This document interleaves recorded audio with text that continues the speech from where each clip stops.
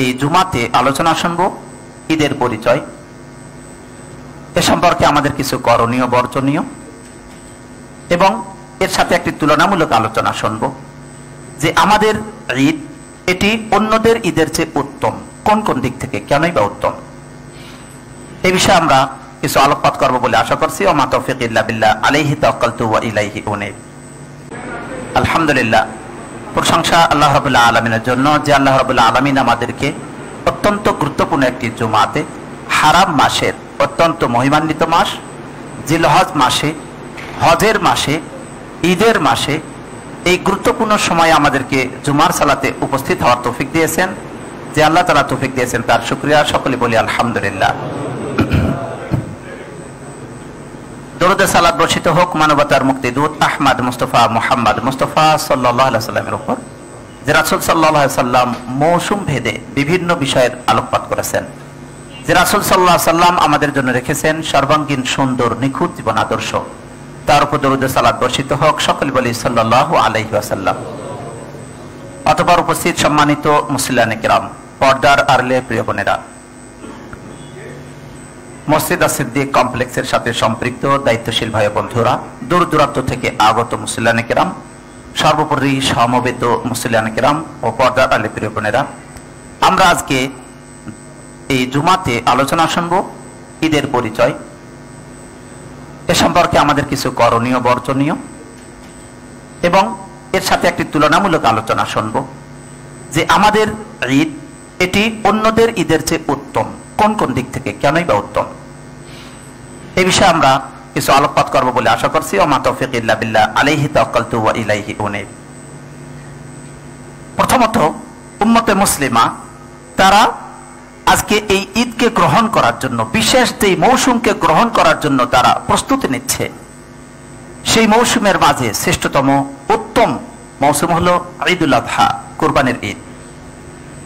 এটা এমন একটি ঈদ যে আল্লাহ রাব্বুল আলামিন চাহে তো আগামী কালকে ইনশাআল্লাহ এই ঈদটা হবে বিইذনিল্লাহি তাআলা। আসলে বলা হয়ে থাকে এই ঈদের বিষয়ে, ঈদ যখন মানুষের সামনে আসে, ঈদের মাধ্যমেই প্রকৃতপক্ষে মানুষের আসল চরিত্র ফুটে ওঠে। ঈদের মাধ্যমে মানুষের মূল বৈশিষ্ট্য ফুটে ওঠে, বিশেষ করে মুসলিমদের।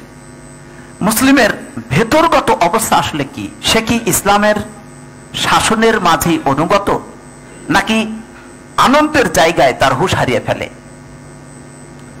তার চিন্তা চেতনা, তার আকর্ষণ, তার দয়া এবং অন্যান্য বিষয় এই ঈদের মাঝে ইসলাম কেন্দ্রিক হয়ে থাকে, নাকি ভিন্ন আদর্শকে গ্রহণের দিকে তার আকৃষ্টতা বাড়ে?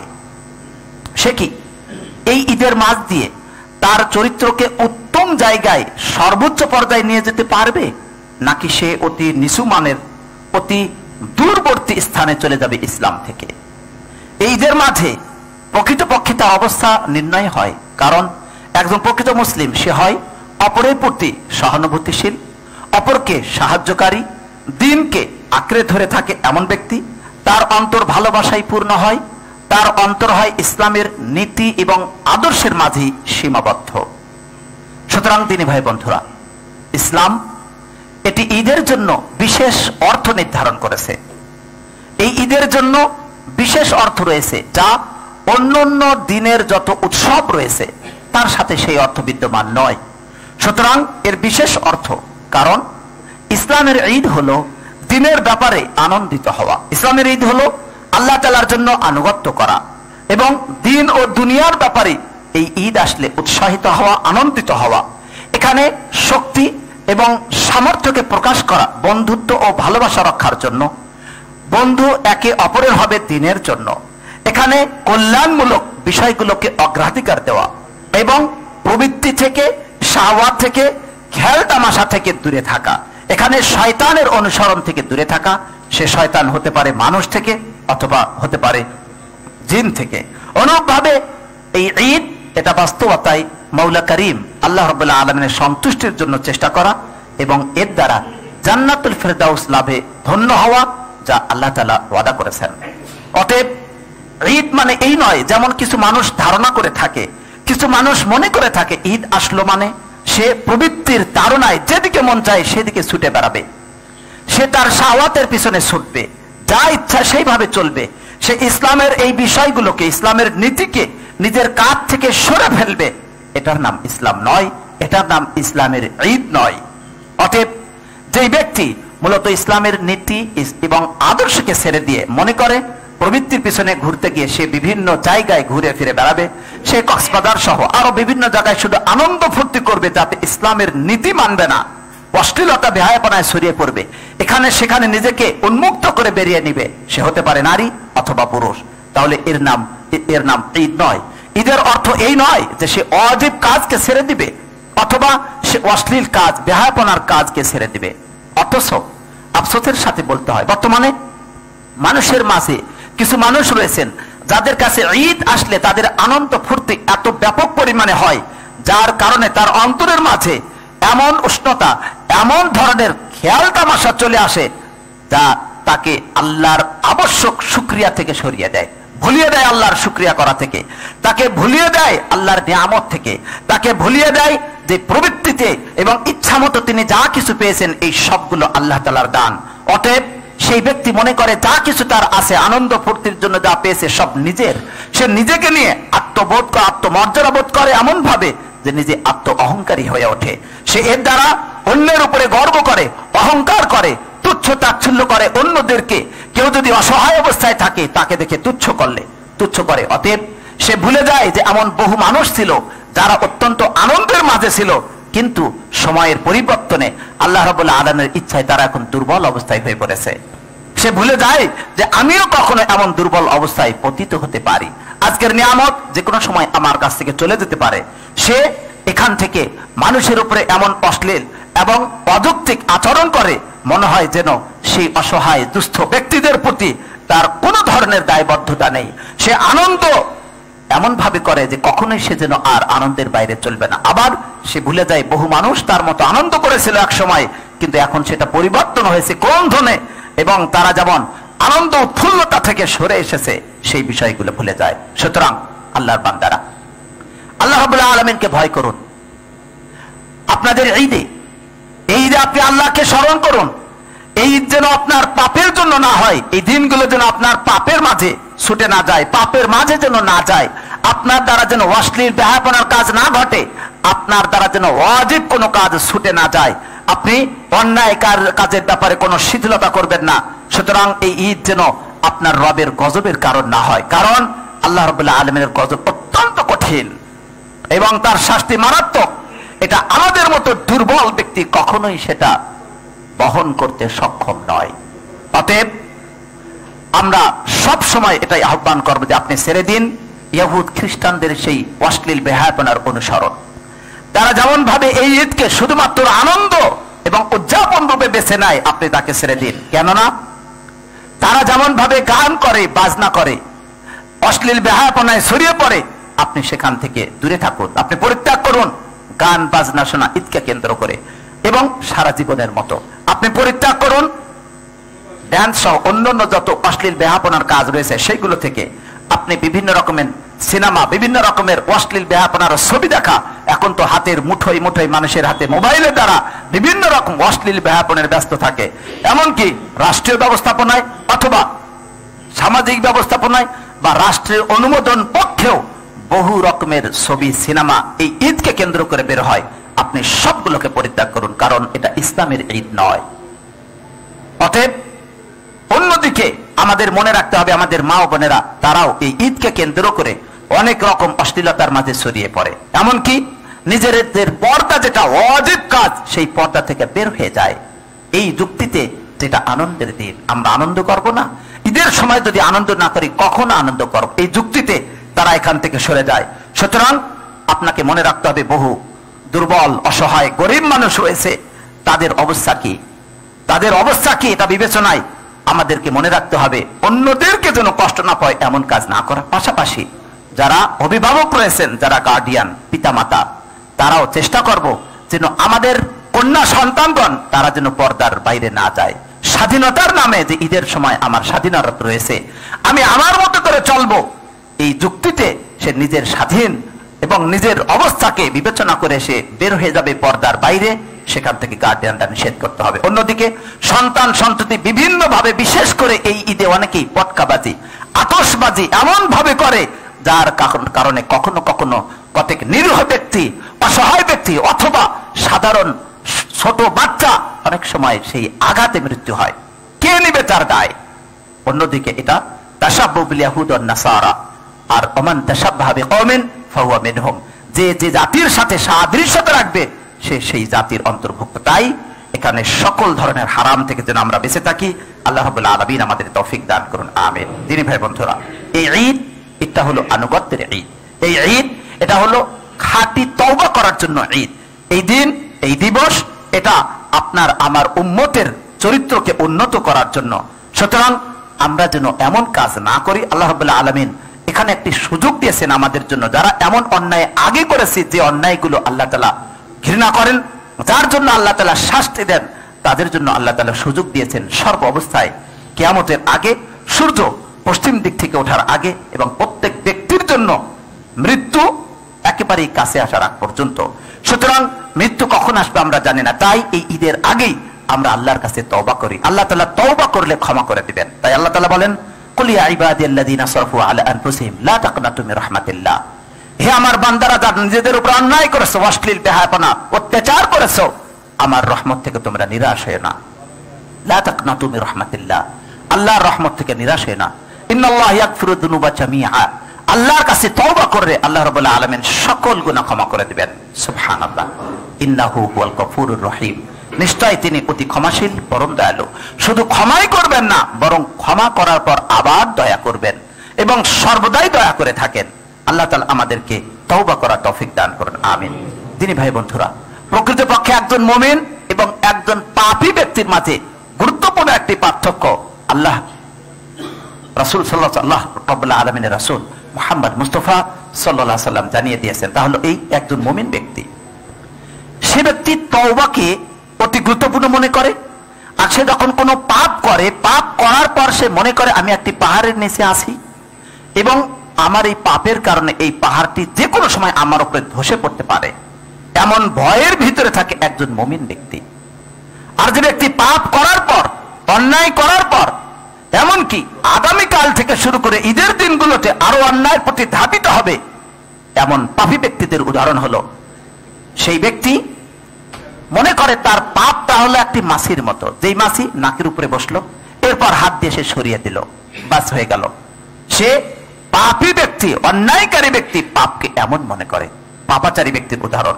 এরপর রাসূলুল্লাহ সাল্লাল্লাহু আলাইহি ওয়াসাল্লাম করণীয় সম্পর্কে উৎসাহ দিতে গিয়ে বললেন যে নিশ্চয় আল্লাহ রাব্বুল আলামিনের কাছে তওবাকারী ব্যক্তি এত প্রিয়, যেমন কোন ব্যক্তি বিশাল সফরে, মরুভূমির মাঝে সফরে রয়েছে, সেই সফরের অবস্থায় তার যেই বাহন উট, সেই বাহনটি হারিয়ে গেল। হারিয়ে যাওয়ার পর সে নানা দিকে খোঁজাখুঁজি করলো, এমন কষ্টে সে ক্লান্ত হয়ে গেল। পরিশেষে সে আবার তার পূর্বের জায়গায় ফিরে আসলো। আসার পর ঘুমালো। ঘুমানোর পর সে ঘুম থেকে উঠে দেখে যে তার উটটি তার কাছে এসেছে। ওই ব্যক্তি যেমন খুশি হবে, কোন ব্যক্তি যদি আল্লাহর কাছে তওবা করে, আল্লাহ রাব্বুল আলামিন তার জন্য এর চেয়েও বেশি খুশি হন। বলে সুবহানাল্লাহ, আল্লাহু আকবার, আল্লাহু আকবার, লা ইলাহা ইল্লাল্লাহ, আল্লাহু আকবার, আল্লাহু আকবার, ওয়ালিল্লাহিল হামদ। সম্মানিত উপস্থিতি, প্রকৃতপক্ষে ঈদ অর্থ কি? প্রকৃতপক্ষে ঈদ আদা ইয়াউদু, আরবি শব্দ থেকে, যার অর্থ ফিরে আসা। এই জন্য লিসানুল আরব গ্রন্থের লেখক তিনি বলেন যে ঈদ এটি যেহেতু প্রতি বছরে নতুন নতুন ভাবে আনন্দ নিয়ে ফিরে আসে, তাই ঈদকে ঈদ বলা হয়। এই ঈদটা এমন একটি শব্দ যেটা সত্যিকার অর্থে অতি নম্র, অতি কোমল একটি শব্দ, যেটি মানুষের অন্তরকে মনুষ্যত্বে পূর্ণ করে দেয়, যেটি মানুষের প্রফুল্লতা নিয়ে আসে, যেটি পরিচ্ছন্নতা নিয়ে আসে, যেটি অন্তরের মাঝে অত্যন্ত উৎফুল্লতা এবং কর্মোদ্যমী করে তোলে। এটা এমন একটি শব্দ যা একক ব্যক্তিকে, যে ব্যক্তি একা একা থাকে প্রবাসে, তাকে তার পরিবারের কথা স্মরণ করে দেয়। এটি অসুস্থ ব্যক্তির কথা স্মরণ করে দেয়, যারা অসুস্থ রয়েছেন তারা কি হালতে রয়েছেন। সারা বিশ্বব্যাপী কত ব্যক্তি না অসুস্থ রয়েছেন, কত ব্যক্তি অসুস্থ, নির্যাতিত, নিষ্পেষিত আমাদের মুসলিম ভাই বোনেরা, বিশেষ করে ফিলিস্তিন। এছাড়াও সারা বিশ্বে যত মানুষ নির্যাতিত নিষ্পেষিত রয়েছে মুসলিম ভাইয়েরা, আমরা তাদের সকলের জন্য দোয়া করি আল্লাহ রাব্বুল আলামিন তাদের সকলকে মুক্ত করে দিন, আমিন। যারা অসুস্থ রয়েছেন তাদেরকে আল্লাহ শিফায়ে কামিলা আজিলা দান করুন, আমিন। এমনকি আমাদের এই মসজিদ, আমাদের এই কমপ্লেক্স এর সাথেও যারা দায়িত্বশীল এবং দায়িত্বশীলের বাইরেও সর্বোপরি যারাই আমরা রয়েছি অসুস্থ, আল্লাহ রাব্বুল আলামিন সকলকে পূর্ণ শিফায়ে কামিলা আজিলা দান করুন, আমিন। আমাদের এই ঈদ যেন সুন্দর হয়, এজন্য আল্লাহ তাআলা পূর্ণ সুস্থতায় যেন আমাদেরকে রাখেন, আমিন। আমাদের পরিবার পরিজনের মাঝে যারা মারা গেছেন তাদের জন্য দোয়া করি আল্লাহ রাব্বুল আলামিন তাদেরকে জান্নাতুল ফিরদাউস দান করুন, আমিন। ফিলিস্তিনে যারা নির্যাতিত রয়েছেন বিশেষ করে তাদের জন্য আবার দোয়া করি আল্লাহ তাআলা তাদেরকে মুক্ত করুন, আমিন। যারা অসুস্থ রয়েছেন, যারা ক্ষত বিক্ষত হয়ে চিকিৎসা নেওয়ার মতো অবস্থা পাচ্ছেন না, রব্বুল আলামিন আপনি দয়া করে তাদেরকে সম্পূর্ণরূপে স্বাধীন, মুক্ত, সুস্থ এবং শক্তিশালী করুন, আমিন। ফিলিস্তিন আমাদের জন্য মুক্ত করে বাইতুল মুকাদ্দাসে সালাত আদায় করার মতো জন্য আল্লাহ তাআলা আমাদের তৌফিক দান করেন, আমিন। প্রিয় দিনী ভাই বন্ধুরা, এই ঈদের আনন্দ যেন আমাদের বিশেষ করে ভুলে না দেয় ওই সকল ব্যতীতর কথা যাদের কথা আমরা পুরোই বললাম। এমনকি আমাদের দেশেও অনেক মানুষ রয়েছেন যারা বিভিন্ন কারণে অসুস্থ হয়ে রয়েছেন, হাসপাতালে কাতরাচ্ছেন। বিভিন্ন প্রেক্ষাপটে আল্লাহ রাব্বুল আলামিন সকল মুসলিমকে সুস্থতা দান করুন, আমিন। আপনি খেয়াল করবেন কত এতিম রয়েছে, সেই এতিমরা অসহায় অবস্থায় রয়েছে, তারা চায় এই ঈদে তাদের মাথায় একটু হাত বুলানোর মতো ব্যক্তি কেউ আছে কি যে তাদের মাথায় একটু হাত বুলিয়ে দিবে ঈদের সময়, একটু তার দিকে খোঁজ নিবে। কত না চমৎকার হতো যদি আমাদের আনন্দের পাশাপাশি অন্য দুঃখীদের পাশে গিয়ে দাঁড়াতাম, আমাদের আনন্দের পাশাপাশি মুসলিম নির্যাতিত নিষ্পেষিত ভাইদের জন্য কিছু ফান্ড কালেকশন করতাম, যাতে তারাও একটু আনন্দ উপভোগ করতে পারে, তারাও যেন ভালো কিছু খেতে পারে, তারাও যেন আমাদের সাথে সমানভাবে ঈদ উদযাপন করতে পারে। যদি আমরা পারতাম সেখানে এমন ব্যক্তির জন্য যারা চাতক পাখির মতো এক পলকে তাকিয়ে থাকে কে তার মাথায় একটু সান্ত্বনা দিয়ে, তাদের জন্য কিছু করতে।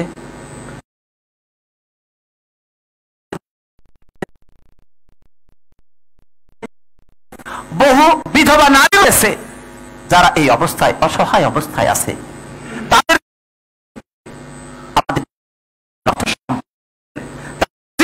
যে এই সবগুলোর দিকে আমাদের কিছু না কিছু খেয়াল করা। কারণ একজন মুসলিম তার ঈদের জন্য হক, সে অপর মুসলিমের দিকে খেয়াল করবে।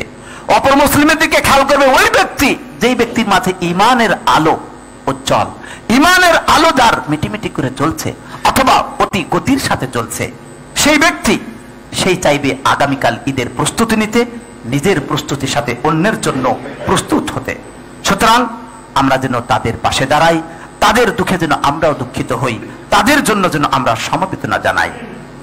দিনে ভাই বন্ধুরা, আমাদের যদি এমন হয় যে অর্থ সম্পদ টাকা পয়সা আমাদের নাই, তারপরে আমরা কি করব? তবু অন্তত সুন্দর মুস্কি হাসি দ্বারা, তার বেদনার কথা শোনার দ্বারা, তার কাছে একটু সহানুভূতি প্রকাশের দ্বারা আমরা পেতে পারি সেই সওয়াব, যেই সওয়াব অনেকেই দান করে পাবে।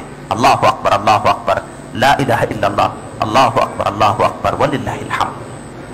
দিনী ভাই বন্ধুরা, প্রিয় মুসলিম ভাই ও বন্ধুরা, পর্দার আলে মা বোনেরা, আপনি যখন অন্য কাউরে প্রতি দয়া করবেন, মায়া করবেন, কাউরের জন্য আপনি অবদান রাখবেন, কাউরের জন্য আপনি দান করবেন, কারো কাছে গিয়ে আপনি সুন্দরভাবে তার দুঃখ দুর্দশাকে শুনে তার সাথে সমবেদনা প্রকাশ করবেন, তাহলে এটি প্রকৃতপক্ষে আপনার কাছেই ফিরে আসবে।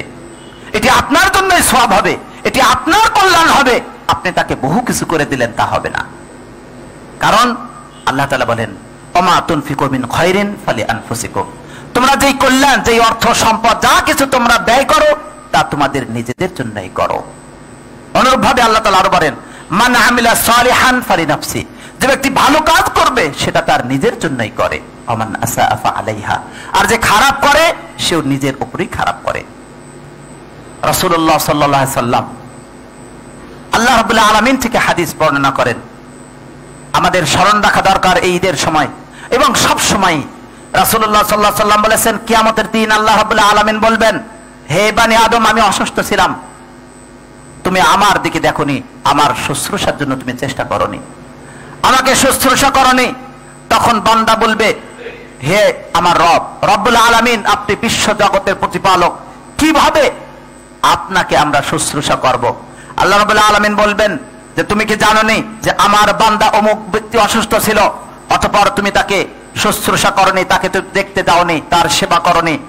তুমি কি জানো না, যদি তুমি তার কাছে যেতে এবং তার যদি শুশ্রূষা করতে, তবে আমাকেই পেয়ে যেতে, তবে ওই সওয়াব আমার কাছে পেয়ে যেতে। হে বনি আদম, আমি তোমার কাছে খাদ্য চেয়েছি, কিন্তু তুমি আমাকে খাদ্য দাওনি। তখন বান্দা বলবে, হে রব্বুল আলামিন, কিভাবে আপনাকে খাদ্য খাওয়াবো, অথচ আপনি রব্বুল আলামিন, বিশ্ব জগতের প্রতিপালক। আপনি সকলকে খাওয়ান, সকলকে বড় করেন, সকলকে লালন করেন, সকলকে পালন করেন, সকলকে জীবন দান, সকলকে মৃত্যু দান। আপনি সকলকে সর্বাত্মকভাবে পরিচালনা করেন, আপনাকে আমরা কিভাবে খাওয়াবো? রব্বুল আলামিন বলবেন, তুমি কি জানোনি, তোমার পাশে একজন তোমার কাছে খাদ্য চেয়েছিল, যদি তুমি আমার ওই বান্দাকে খাদ্য দিতে, তবে আমাকেই তুমি খাওয়াতে, অর্থাৎ আমার কাছে পেয়ে যেতে। তুমি কি জানোনি, সেই খাবার দিলে আমার কাছে তার সওয়াব পেয়ে যেতে, আমাকেই পেয়ে যেতে। হে বনি আদম, আমি তোমার কাছে পানি চেয়েছিলাম, তুমি আমাকে পানি দাওনি। তখন বান্দা বলবে, হে রব, কিভাবে আমি আপনাকে পানি পান করাবো, অথচ আপনি রব্বুল আলামিন।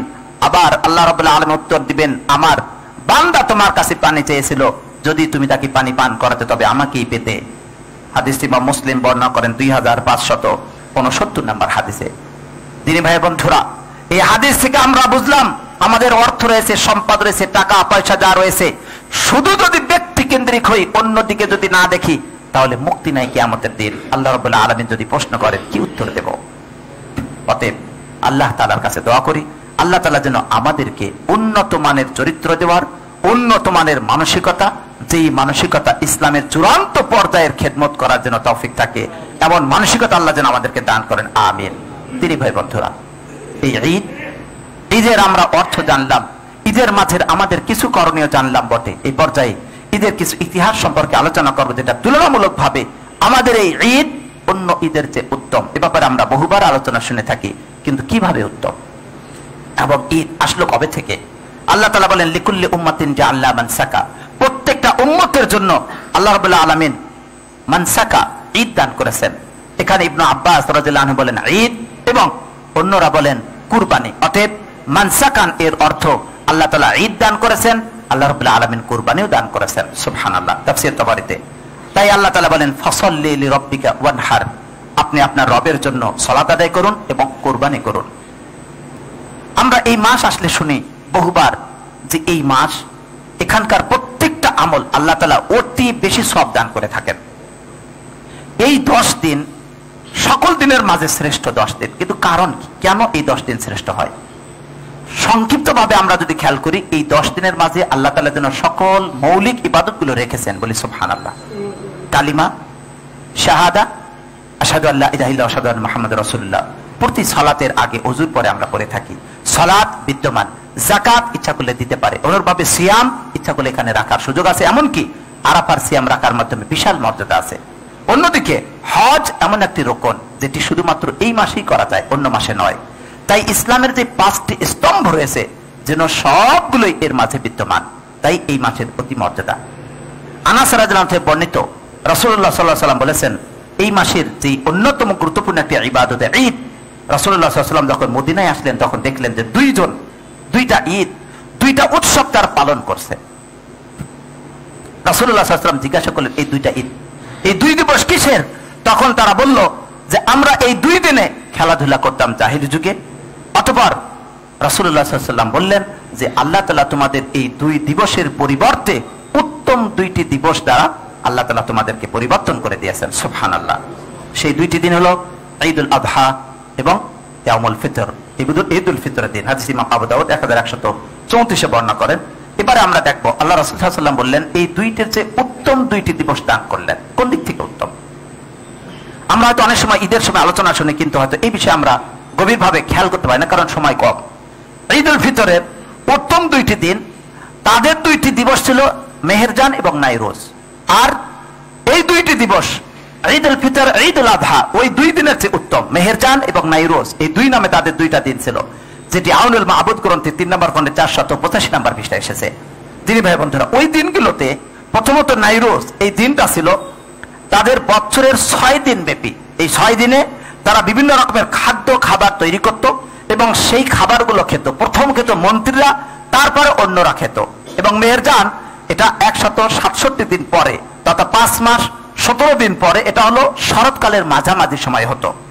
সেই সময় তারা দুধ এবং অন্যান্য কিছু, এমনকি বিভিন্ন তেল, অন্যান্য খাবার দাবার এক জায়গায় রাখতো, ডালিম ফল রাখতো। রাখার পর সেখানেও যারা বড় বড় ছিল, বড় নেতা, ওজির, মন্ত্রী, তারা আগে আসে সেটা খাবে, খাওয়ার পর অন্যরা খাবে, উদযাপন করে উৎসব করবে, এই পর্যন্ত। অতএব তাদের এই দিবসগুলোতে মূলত বিশেষ কোনো নীতি ছিল না, এবং এটা তারা ইচ্ছামতো কখনো পরিবর্তন করত, কখনো তারা এটাকে আগে করত, কখনো পরে করত, নিজেদের ইচ্ছা মতো সুবিধা মতো তারা এটাকে সরিয়ে নিত, 6 দিন পালন করত। আর তাদের বিশ্বাস ছিল, কেন করত এটি? তাদের বিশ্বাস ছিল মেহেরজারের দিন যেই ব্যক্তি ডালিম ফল বা অন্যান্য ফল ফ্রুট থেকে যে ব্যক্তি ডালিম ফল কিছু খাবে এবং সেখানে গোলাপ জল ইত্যাদি ঘ্রাণ গ্রহণ করবে, ওই ব্যক্তির যত বিপদ আপদ আছে তার থেকে বহু বিপদ আপদ দূর হয়ে যাবে। এই বিশ্বাসে তারা এই কাজ করত, যেটি আজাইবুল মাখলুকাত গ্রন্থের কাজবুনি তার 53 নম্বর পৃষ্ঠায় আলোচনা করেছেন। সুতরাং সারমর্ম হলো, কাফেরদের যত ঈদ, তাদের যত ঈদ ছিল, এইগুলোর কোনো বিশেষ কোনো রীতি ছিল না। সেগুলোতে উদযাপন হতো শুধুমাত্র খেলতামাশা দ্বারা। সেগুলোকে এমন ধরনের উদযাপন করতে যাতে অন্যকে আঘাত করত, যেখানে এমন অবস্থায় ছিল হারামের দিকে যেগুলোকে ধাবিত করত, তারা তাদের চরিত্রকে নষ্ট করে ফেলতো, তারা শুধুমাত্র স্রোত ধারায় নিজেকে ভাসিয়ে দিত। এটাই ছিল তাদের ঈদ। অন্যদিকে ইসলামের ঈদ, 2টা ঈদ, এটা ওই ঈদের চেয়ে উত্তম। সেই ঈদের উত্তম কেন?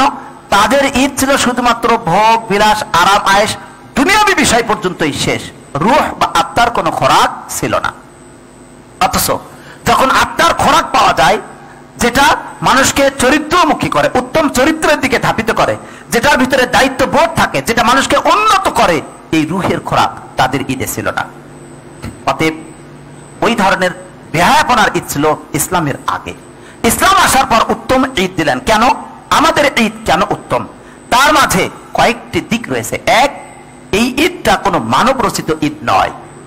এই ঈদ আল্লাহ তাআলার পক্ষ থেকে ঈদ। এই ঈদের উৎস আল্লাহর কিতাব এবং সুন্নাহ। বলে সুবহানাল্লাহ।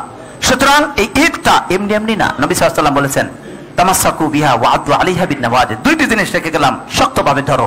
কিতাব এবং সুন্নাহর ভিত্তিতে এই 2টি ঈদ। 2 নাম্বার, এই ঈদটা শুধুমাত্র শরীরের খোরাক যোগায় না, বরং এটা শারীরিক খোরাক যোগানোর সাথে সাথে রূহ তথা আত্মার খোরাক যোগায়। কারণ আপনি যখন খাদ্য খাবার খাবেন, এটার দ্বারা শরীরের খোরাক যোগাবে, কিন্তু এর মাঝে আত্মার খোরাক, সেটা হলো জিকির। আল্লাহ তাআলা বলছেন, আলা বিযিকরিল্লাহি তাতমাইন্নুল কুলুব। আল্লাহর জিকির দ্বারা অন্তর প্রশান্তি লাভ করে। সুতরাং এর মাঝে রয়েছে জিকির। আল্লাহু আকবার, আল্লাহু আকবার, লা ইলাহা ইল্লাল্লাহ, আল্লাহু আকবার, আল্লাহু আকবার, ওয়ালিল্লাহিল হামদ। আপনি বাস্তবে দেখবেন, একজন ব্যক্তি, যেই ব্যক্তি আল্লাহু আকবার ধ্বনি, তাকবীর, তাহলিল পড়তে পড়তে যে ব্যক্তি মসজিদে আসে, অথবা জুমার সালাতে না, যখন ঈদের মাঠের সালাতে আসে, ওই ব্যক্তির মন মানসিকতা কত ফ্রেশ হয়। আর যেই ব্যক্তি গল্প গুজব করতে করতে, হাসি তামাশা করতে করতে ঈদে আসে, তার অন্তরটা কেমন? 2টার মাঝে পার্থক্য। কারণ জিকির অন্তরের খোরাক, জিকির অন্তরের খোরাক। আর অন্তরকে আল্লাহ তাআলা বিশেষভাবে সৃষ্টি করেছেন, আর এর খাদ্য আল্লাহ তাআলা বিশেষভাবে দান করেছেন, তা হলো ওহী, আল কোরআন, জিকির। 3 নম্বর, আমরা যদি খেয়াল করি যে শারীরিক খোরাকের মাঝে যেমন আপনার সুন্দর পোশাক পরতে মন চায়, ঈদে তা বৈধ। আপনার জন্য গোসল ইত্যাদির মাধ্যমে ফ্রেশ হতে মন চায়, ঈদের সময় বৈধ আল্লাহ তাআলা করে দিয়েছেন। যখন তোমাদেরকে জুমার দিনে আসবে, সেজন্য গোসল করে, হাদিসটি বুখারীর। অনুরূপভাবে আনন্দ ফুর্তি, এটা মনের চাহিদা, স্বাভাবিকভাবে শারীরিক চাহিদা, হাতের চাহিদা, বিভিন্ন কিছু রয়েছে। অতএব সেইগুলো ঈদের সময় আল্লাহ তাআলা বৈধ করে দিয়েছেন। আর অন্তরের সেটা হলো তাকবীর ধ্বনি, যিকরুল্লাহ ইত্যাদি। বলি তুকাব্বিরুল্লাহ আলা মা হাদাকুম ওয়া লাআল্লাকুম তাশকুরুন। যেন আল্লাহর তাকবীর ধ্বনি পাঠ করো, এবং এর দ্বারা আল্লাহ রাব্বুল আলামিন তোমাদেরকে যে হেদায়েত দিয়েছেন তার জন্য শুকরিয়া করো। আল্লাহু আকবার, আল্লাহু আকবার, লা ইলাহা ইল্লাল্লাহ, আল্লাহু আকবার, আল্লাহু আকবার, ওয়ালিল্লাহিল হামদ। 3 নম্বর যেটি এই ঈদের শ্রেষ্ঠত্ব, তা হলো এই ঈদ এর নাম আল্লাহ রাব্বুল আলামিন পক্ষ থেকে নবী সাল্লাল্লাহু আলাইহি ওয়াসাল্লাম নির্ধারণ করে দিয়েছেন, এবং এর সংখ্যা নির্ধারণ করে দিয়েছেন। তা হলো ঈদুল ফিতর, ঈদুল আযহা এবং ইয়াউমুল জুমআ, জুমার দিনের ঈদ। 3টি ঈদ। অতএব এছাড়া অন্য কোন ঈদ আর এখানে বিবেচিত হবে না, অন্য কোন উৎসব পালনের কোনো সুযোগ নেই। এই ঈদের সময় নির্ধারিত শরীয়ত মতো। একটা হলো ঈদুল ফিতর, তার সময় হলো শাওয়াল মাসের 1 তারিখ, প্রথম তারিখ। একদিন ঈদ। আমরা অনেক সময় মনে করি ঈদুল ফিতরের প্রথম দিন, ঈদুল ফিতরের দ্বিতীয় দিন, না, একদিন। আর জিলহজ মাসে 4 দিন। 10 দিন, 10 তারিখ, 11, 12, 13 পর্যন্ত ঈদ। রাসূলুল্লাহ সাল্লাল্লাহু আলাইহি ওয়াসাল্লাম এটাই বলেছেন, আইয়ামু আকলিন ওয়া শুরবিন ওয়া যিকরিনিল্লাহ, খাওয়া দাওয়া এবং আল্লাহর জিকিরের। অন্য হাদিসে রাসূলুল্লাহ সাল্লাল্লাহু আলাইহি ওয়াসাল্লাম বলেন, ওয়া আইয়ামুত তাশরিক ঈদুনা আহলাল ইসলাম, আইয়ামুত তাশরিকের দিনগুলো হে ইসলামের অধিবাসীরা, হে ইসলাম পালনকারীরা, এটাও আমাদের জন্য ঈদের দিন। অতএব এই দিন খাদ্য খাবারের সাথে সাথে ঈদ। আমরা যদি খেয়াল করি তাহলে দেখবো এর সাথে যেটা জুমার দিন, সেটা সপ্তাহের শেষ দিবসে জুমার দিন, এটাও ঈদের দিন। প্রশ্ন হতে পারে যে রমজান মাসের শেষে শাওয়ালের 1 তারিখে ঈদ, আর জিলহজ মাসের 10 তারিখে কেন ঈদ? জিলহজ মাসের 1 তারিখে ঈদ হলো না? অথবা এই জাতীয় প্রশ্ন যদি আপনার আমার মাথায় আসে তাহলে উত্তর কি? উত্তর হলো, এর সাথে সাথে ঈদের কারণ কি, কেন আল্লাহ তাআলা এই দিনগুলোতে ঈদ দান করলেন? উত্তর, জিলহজ মাসের সময় এবং ঈদ উল ফিতর রমজান মাসের শেষে শাওয়ালে, যেহেতু দুইটি জিনিস সেখানে, দুই দিক থেকে ঈদ। এক, আল্লাহ রাব্বুল আলামিন বিধান নাজিল করেছেন আল কোরআন, যেটা মানুষের জন্য গাইড, মুসলিমদের জন্য হেদায়েত। এই হেদায়েতের সূচনা হয়েছে লাইলাতুল কদরে, 21, 23, 25, 27, সর্বশেষ 29। যেহেতু লাইলাতুল কদরে আল্লাহ তাআলা গাইডলাইন দিলেন সারা জীবনের জন্য, এটা বিশাল আনন্দের বিষয়। অতএব তার পরের দিন আল্লাহ তাআলা দিলেন ঈদ। সুবহানাল্লাহ বিহামদিহি সুবহানাল্লাহ আযীম। দ্বিতীয়ত, এই গাইডলাইনের পূর্ণতা আল্লাহ তাআলা দান করেছেন আরাফার দিনে। সেই আরাফাটা হলো 9 তারিখ, জিলহজ মাসের 9 তারিখ। যেহেতু কোরআনুল কারীমের নাজিলের পূর্ণতা আল্লাহ দিলেন, আল-ইয়াউমা আকমালতু লাকুম দীনাকুম, আজকে তোমাদের জন্য দিনকে পূর্ণ করে দিলাম। অতএব 9 তারিখে যেহেতু আরাফার দিনে আল্লাহ দিনকে পূর্ণ করলেন, এর পরের দিন আল্লাহ তাআলা ঈদের ব্যবস্থা করলেন। সুবহানাল্লাহ বিহামদিহি সুবহানাল্লাহ আযীম। দ্বিতীয় দিকে আল্লাহ তাআলা ব্যবস্থা করেছেন যে ঈদ উল ফিতর, যেহেতু রমজান মাসের 1 মাস রোকন, অন্যতম রোকন সিয়াম পালন করা সমাপ্তি ঘটে, এর পরের দিন আল্লাহ তাআলা ঈদের ব্যবস্থা করেছেন। সুবহানাল্লাহ। অন্যদিকে রোকন হজ, আজকে যারা হজে রয়েছেন আমরা তাদের জন্য দোয়া করি, বাকি হজের কাজগুলো আল্লাহ তাআলা সঠিকভাবে তৌফিক দান করার জন্য সঠিকভাবে পালন করতে পারে বলে আমিন। যারা হজে রয়েছেন 9 তারিখে হজ পূর্ণ, আল হজ্জু আরাফা, আরাফার দিন যেহেতু হজের মেইন পূর্ণতা, এই জন্য এর পরের দিন আল্লাহ তাআলা ঈদের উৎসব দান করলেন। সুবহানাল্লাহ বিহামদিহি সুবহানাল্লাহ আযীম। অতএব এই দুই দিবস কেন ঈদ আমরা যদি খেয়াল করি, অন্যদিকে ঈদের মাঝে আমরা দেখবো যে ঈদ উল ফিতর এর যেমন নির্ধারিত সময়, ঈদ উল আযহা এরও নির্ধারিত সময় রয়েছে। অতএব আমরা পূর্বেই জেনেছি এই ঈদ অন্যদের চেয়ে উত্তম, কারণ এই ঈদে আরো বিভিন্ন দিক রয়েছে। এই ঈদ শুধুমাত্র রুহের খোরাক, শুধুমাত্র দেহের খোরাক রাখেনি, রুহের খোরাক রেখেছে। অনুরূপ ভাবে শুধু নিজের জন্য আনন্দ না, অন্যের জন্য। ঈদ উল ফিতরে আল্লাহ তাআলা সাদাকাতুল ফিতরের ব্যবস্থা দিয়েছে, যাতে সবার মাঝে সাম্যের বিধান পালন হয়। অন্যদিকে ঈদ উল আযহা আল্লাহ তাআলা কুরবানির ব্যবস্থা দিয়েছেন, যাতে গরিব দুঃখী সকলে সমানভাবে উদযাপন করতে পারে। অতএব এটি তাকাফুল ইজতিমাই, সামাজিক ভাবে ঈদের দিন যদি আমরা দেখতে পারি, তাহলে জুমার দিন সাপ্তাহিক মানদণ্ড, ঈদ উল ফিতর বাৎসরিক মানদণ্ড, আর ঈদ উল আযহা সারা জীবনের মানদণ্ড, কারণ একবার ফরজ। সুবহানাল্লাহ বিহামদিহি সুবহানাল্লাহ আযীম। প্রশ্ন হতে পারে, আমরা এই ঈদে যে কাজগুলো পালন করব, কি কি করব? তার মাঝে যে ব্যক্তি ঈদ উদযাপন করতে এবং যে ব্যক্তি কুরবানি দিতে চাবে, তার জন্য কাজ হলো সে যেন নখ, চুল ইত্যাদি না কাটে। প্রশ্ন হতে পারে, কেন সে কেন কাটে না? এর হিকমত কি? হিকমত হলো এই, সারা বিশ্বকে আল্লাহ তাআলা এক মানদণ্ডে রেখেছেন, বলি সুবহানাল্লাহ। যারা হজে আছেন তাদের জন্য নিয়ম হলো যে আরাফার আগে, এই 10 তারিখের আগে তারা তাদের নখ, চুল ইত্যাদি কাটবে না। তারা যে অবস্থায় থাকে, এই মুসল্লিগণ যারা সারা বিশ্বে থাকবে, তারাও যেন তাদের সাথে একরকম সাদৃশ্যতা রাখলো। সুবহানাল্লাহ। অন্যদিকে চুল, নখ ইত্যাদি এগুলো যদি কেউ না কাটে, তাহলে এর দ্বারা তার স্বাভাবিক যে পূর্ণ রূপ রয়েছে, এই পূর্ণ রূপে তার শরীরের সকল অঙ্গ প্রত্যঙ্গ সবগুলোই যেন সে আল্লাহর শাস্তি থেকে মুক্তি করার ব্যবস্থা হয়। অর্থাৎ এর দ্বারা আল্লাহ তাআলা ক্ষমা করবেন, সব অঙ্গ প্রত্যঙ্গই ক্ষমা পাবে। সুবহানাল্লাহ বিহামদিহি সুবহানাল্লাহিল আযীম। অন্যদিকে আমরা যদি খেয়াল করি, তাহলে দেখতে পারবো যে আরাফার মাঠে যারা হজে থাকবে, তারা যেভাবে আল্লাহর কাছে ক্ষমা পাবেন, এই ক্ষমার ব্যবস্থা আল্লাহ তাআলা সারা বিশ্বব্যাপী করেছেন। তাই আরাফার দিনে যে ব্যক্তি সিয়াম পালন করবে, তার পূর্বের 1 বছর ক্ষমা এবং পরের 1 বছর ক্ষমা। সুবহানাল্লাহ বিহামদিহি সুবহানাল্লাহ আযীম। দিনী ভাই বন্ধুরা, এত গুরুত্বপূর্ণ ঈদ আমাদের সামনে, তার আদব অতি শর্টকাটে কয়েকটি আদব বলবো। 1 নম্বর, তাকবীর ধ্বনি পেশ করা, বলি তুকাব্বিরুল্লাহ আলা মা হাদাকুম। আমরা যেন তাকবীর ধ্বনি পেশ করি। এটা 9 তারিখ থেকে